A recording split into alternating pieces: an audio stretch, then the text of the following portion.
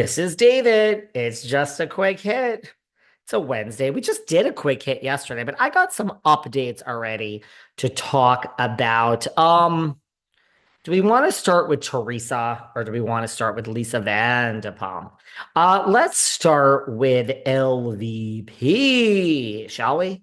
Where do we want to start with Lisa Vanderpump? She's done a lot of interviews and talking lately. There's a lot to talk to LVP about. By the way, has everyone watched last night's RHOBH per last week? We're going to do it again this Saturday.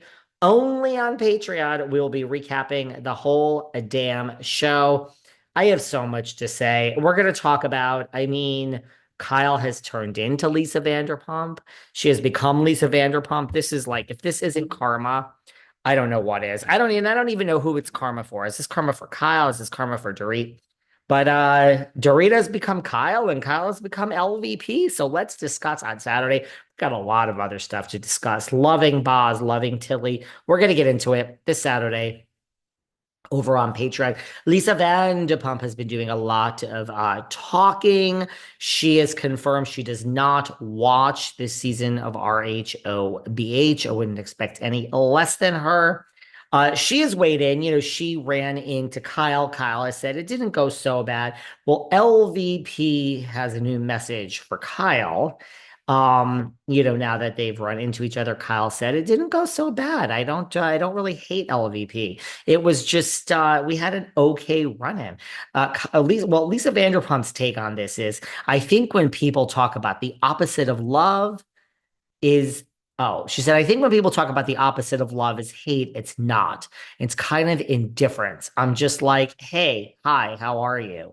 LVP is unbothered, people. It needs to start with an apology to ever reconcile because you can't ever pick up a friendship when somebody's calling you a liar. That doesn't work for me at all.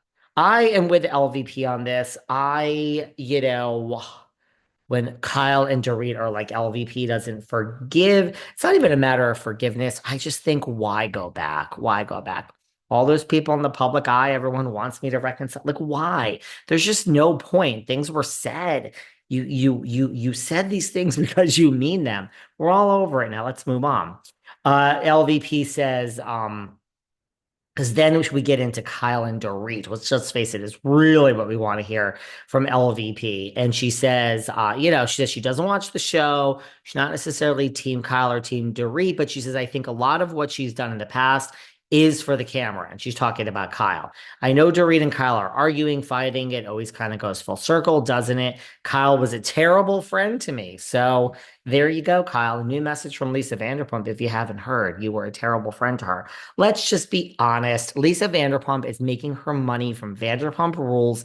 I mean, as far as reality TV goes, and making her money from Vanderpump Villa. Her name is on both shows, and she doesn't have to fight with anyone. So team this, team that.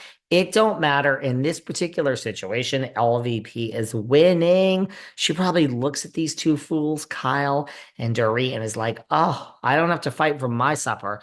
I just have to have a bunch of servers do as I say. Servers, a sir. We have a whole new show coming. So she's loving this. I don't care what you say, Lisa Vanderpump. She's opening Wolf. Wolf is open now, or yes, and Pinky's just opened at the where the hell was at the Flamingo? I'd like to check out Pinky's. I think I saw Barry Manilow at the Flamingo. I can't remember where I saw him in Vegas. I mean, not to sound like 90, oh, or was that like the Westgate? I think that was the Westgate. I think I saw Donnie and Marie at the Flamingo. I am like a 90-year-old woman here today, okay? But seeing my shows in Vegas, oh, I love it, guys. I love it.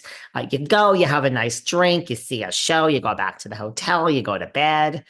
I mean, that's not exactly what everyone does in Vegas, if you know what I'm saying. But I like to keep a low profile in Vegas.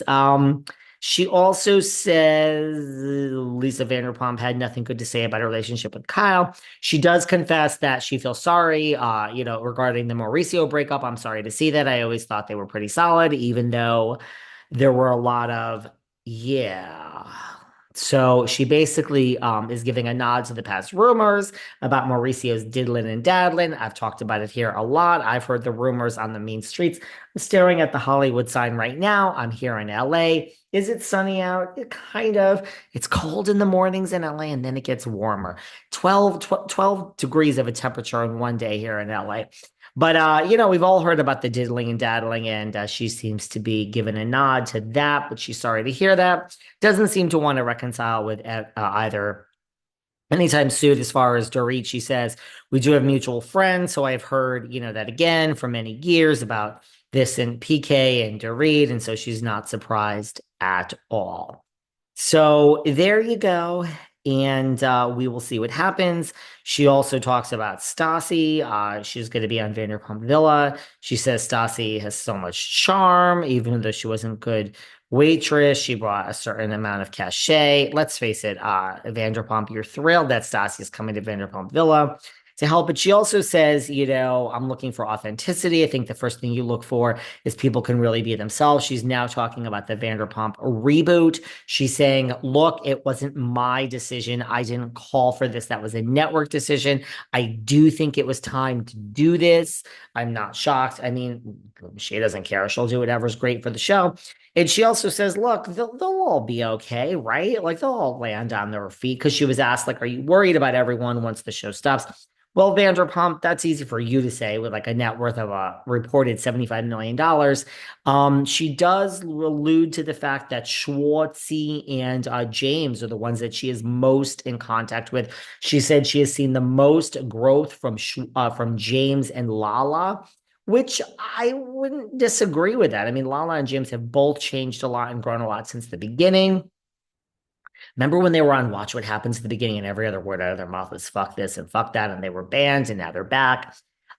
She speaks to, so she's seen the most growth from James and Lala, and she kind of hears from James and Schwartzy. And she said Schwartzy is the opposite of growth, not in a bad way, but he hasn't changed at all since the beginning. And she thinks that is good because he is authentic, and bad because, it's kind of implied like, what the hell is Schwartzy doing with his life?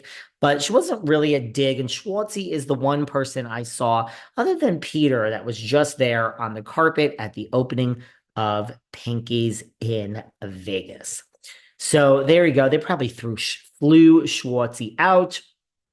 That's kind of the LVP update. I say LVP is loving this. She is loving this feud between the two, and she hasn't even missed a beat. And let's just face it, we're all human, and she loves it. And I would assume she's team Dorit. I mean, I don't think she cares for either of them, but she's got to be more team Dorit than Kyle.